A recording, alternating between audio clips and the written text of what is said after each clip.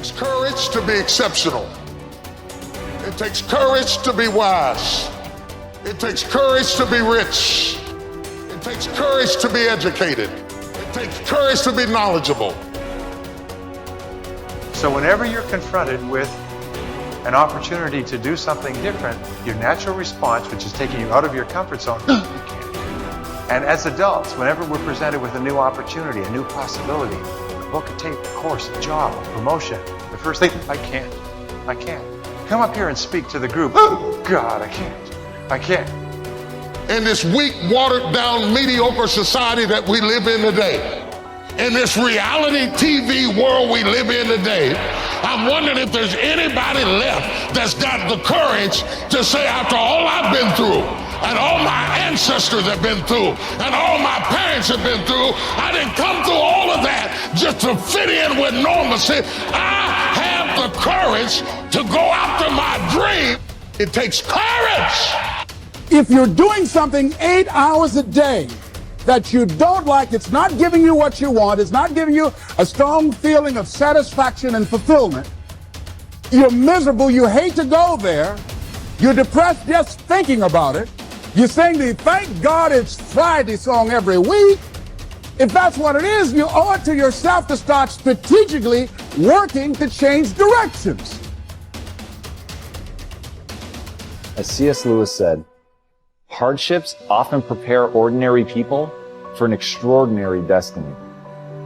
People look at their past to decide who they are. People look at their past to decide who they can be. But the problem is, oftentimes, people mistake difficulties, suffering, pain for being bad, being less than, being broken, and it erodes their sense of self-esteem. It erodes their sense of self-worth. But nothing could be more opposite from the truth, because in reality, no matter what you've gone through, no matter how hard it was, all of it was shaping you into the person that you can become. The hardships, the difficulties, the pain, the suffering, all of that makes you tougher.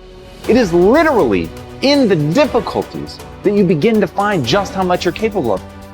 You've got genius in you, you've got goodness in you, you've got creativeness in you. If you decide to take the initiative to change the current quality of your life, I say to you that you will find that the universe is on your side, that life is on your side.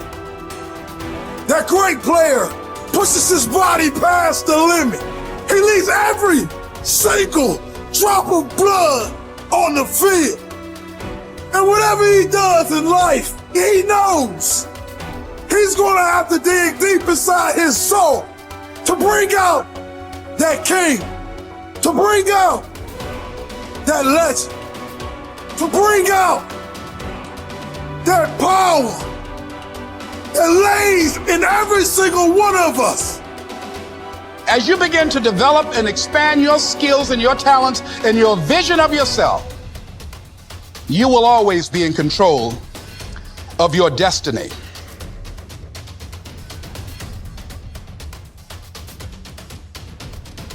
Your biology, your neurochemistry, your neurohormones, your genes, everything stays the same because you're the same. So crisis and trauma is always the thing that gets a person to really start looking at, how do I really change, right? So we want to tell people, let's not wait for that. Mm-hmm. Let's learn and change in a state of growth and inspiration. So if you keep doing those same things over and over again, the middle life period, we become very, very programmable.